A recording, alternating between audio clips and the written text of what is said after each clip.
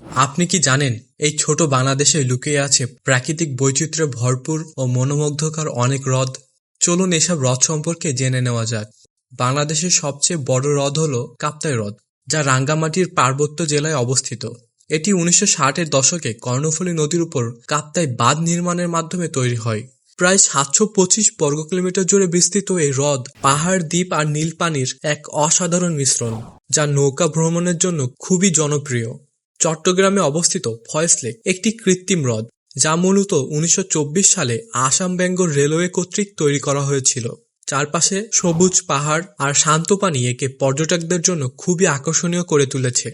ঢাকা শহরের প্রাণকেন্দ্রে রয়েছে ধানমন্ডি লেক, যা মূলত শহরের সৌন্দর্য বৃদ্ধি ও পানি নিষ্কাশন ব্যবস্থার অংশ হিসেবে তৈরি করা হয়। বর্তমানে এটি হাঁটাহাঁটি, ব্যায়াম ও অবসর কাটানোর জন্য একটি জনপ্রিয় স্থানে পরিণত হয়েছে।